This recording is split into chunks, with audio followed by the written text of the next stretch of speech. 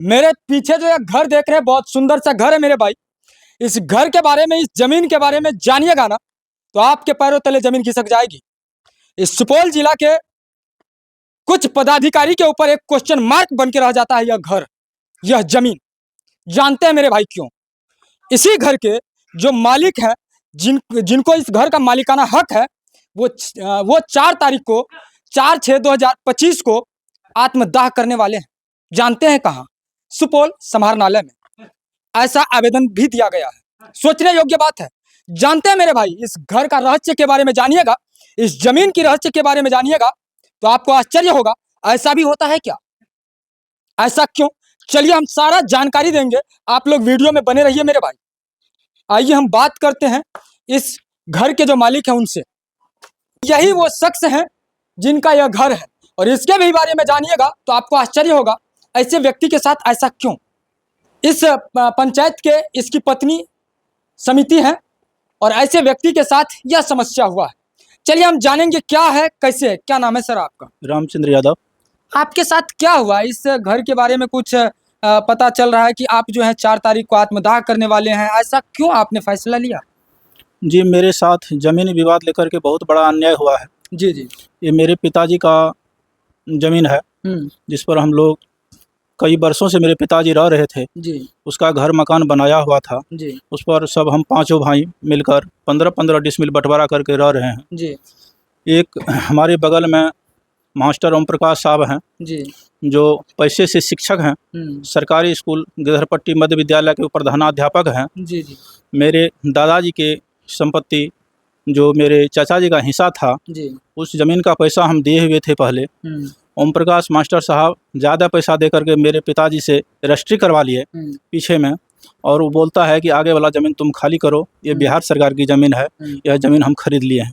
जबकि जो ज़मीन वो खरीदा है उसका खाता खेसरा अलग है, इसका रकबा अलग है। जो ज़मीन में हम घर मकान बनाए हुए हैं उसका खाता खेसरा अलग है, इसका रकबा अलग है।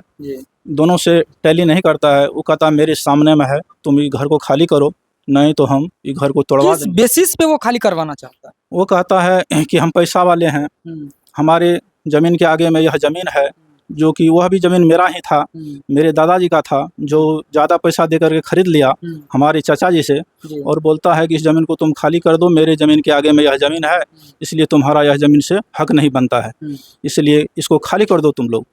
जब यह ज़मीन आपका है, आपको इसका ज़मीन का पेपर है ना सर? हमारे पास सर अप टू डेट 23 तक का रसीद है जी। जमाबंदी चल रही थी, 23 में एडीएम साहब उनके प्रभाव में आकर के मेरा जमाबंदी को रद्द कर दिए। हम उनके ऊपर गिड़गिड़ाते रहे कि सर सब जज के यहाँ मेरा केस चल रहा है, कोर्ट में केस किए हुए हैं, सर मेरा इंसाफ देख लीजिए, उसके बाद आप कीजिएगा। बल्कि हम कुछ नहीं सुनेंगे, हम जमाबंदी रद्द कर देंगे जी। तो जो ये एडीएम साहब जो है मेरा जमाबंदी को रद्द कर दिए, उस रोज से सर हम काफ़ी बेचैन हो गए। आर्थिक, शारीरिक, मानसिक कई तरह का हमको परेशानी झेलना पड़ा। लास्ट में सोचे कि सब दरवाज़ा बंद हो गया, तो 4 को हम सब परिवार आत्मदाह के लिए तैयार हो गए, और समहर्ता के सामने में 4 तारीख को हम आत्मदाह करेंगे, पूरा फैमिली के साथ। पूरा फैमिली के साथ। एक बात कहिए सर, जब यह आपका ज़मीन है, आपका रसीद कट रहा है, सब कुछ है, फिर आपका ज़मीन का जो है ज़मीन पे वो दावेदारी कैसे कर रहा है, क्यों कर रहा है? वो अपना अलग दावे दिखाते हैं कि मेरे ज़मीन के आगे में यह ज़मीन है, इसलिए तुमको खाली करना पड़ेगा। यह सरकारी ज़मीन नहीं ना है कि सरकारी है?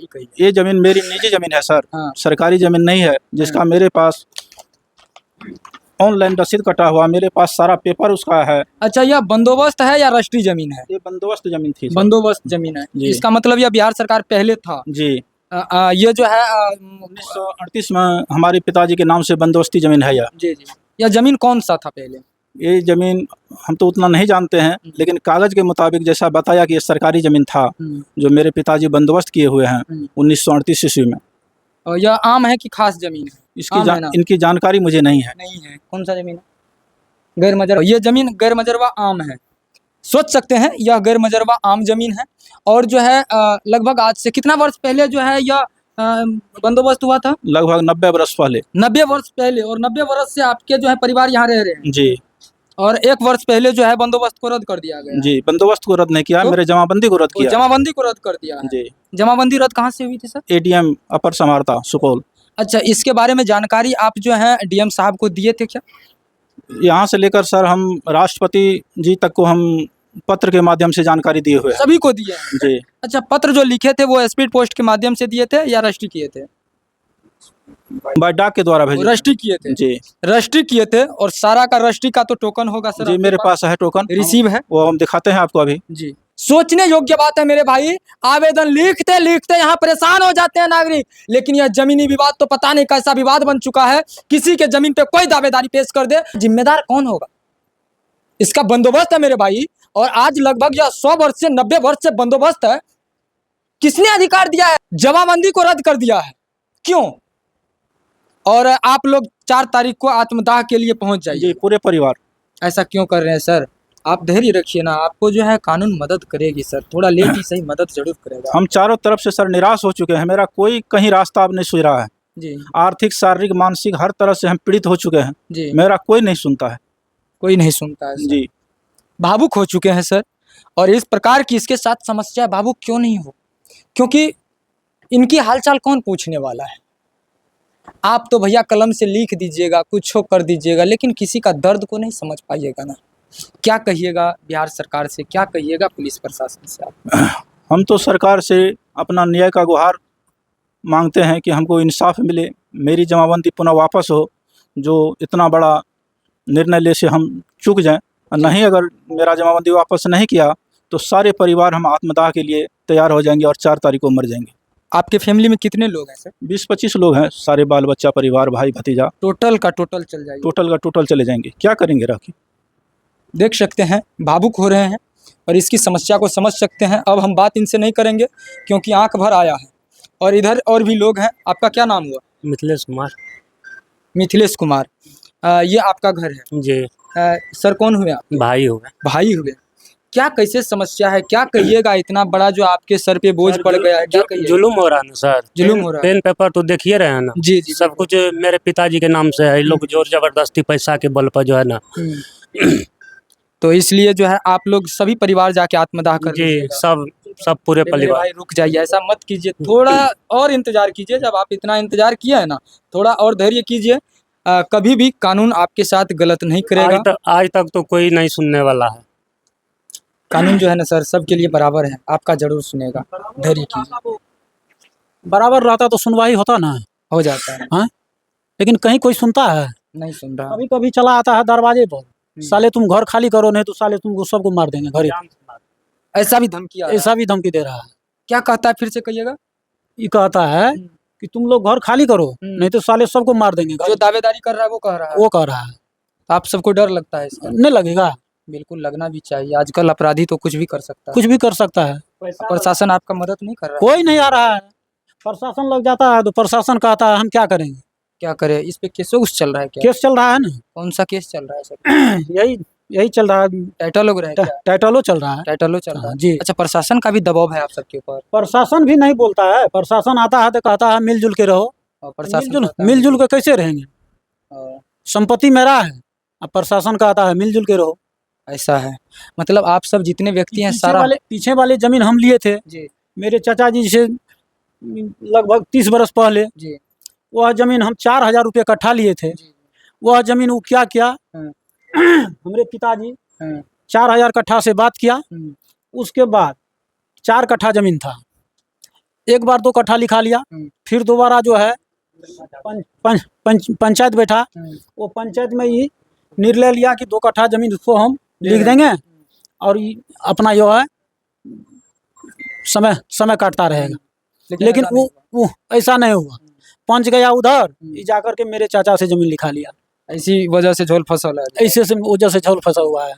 उस समय में 4000 रुपया कट्ठा लिया था और 10,000 रुपया बीघा बेच करके वह जमीन जो है हमारे पिताजी खरीदा था।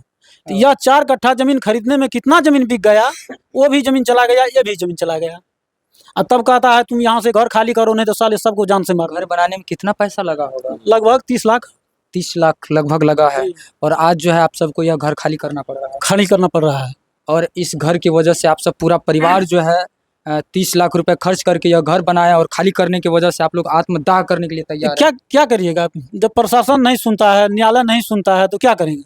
आप लोग जो है इस घर की वजह से, इस जमीन की वजह से समाहरणालय में जाके 4 तारीख को आत्मदाह कर लीजिए। एकदम पूरा परिवार। पूरा परिवार। इस जमीनी विवाद के वजह से आप लोग जाके जो है जिला में जो है आत्मदाह करने के लिए तैयार है? एकदम तैयार है। जब इस रहबे नहीं करेगा तो हम लोग क्या करेंगे यहाँ? क्या चाहते हैं? क्या चाहते हैं? न्याय चाहते हैं। न्याय चाहते हैं। जब न्याय जब न्याय मिलेगी तो इस जमीन जगह जब बच जाएगा या घर बच जाएगा तो आप लोग आत्मदाह नहीं कीजिएगा ना? तब तो मतलब सोचना पड़ेगा। सोचना पड़ेगा जी। सोच सकते हैं, यह पीड़ित परिवार का घर है और यह देख सकते हैं यह बड़ा सा घर बना है। 30-35 लाख रुपए लागत से इस घर को बनाए हैं और यह जमीन भैया लगभग 90 वर्ष से इनके अंदर में है और यह जमीन बंदोबस्त जमीन है और आज जो है इन जमीन से हाथ धोना पड़ रहा है। इसमें थोड़ी बहुत समस्या हो चुकी है।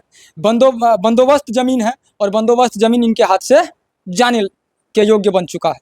इसके वजह से ये लोग भैया यहाँ से लेके वहाँ तक समझ सकते हैं कहाँ तक, और पूरा आवेदन का कमी नहीं छोड़े हैं, भरपूर लिखे हैं, लेकिन कोई सुनने को तैयार नहीं। और इसके वजह से ये लोग अपने आप में फैसला लिए हैं कि हम समाहरणालय सुपौल में जाकर के 4/6/2025 को पूरा परिवार 25-30 आदमी का परिवार है, टोटल जाके आत्मदाह कर लेंगे।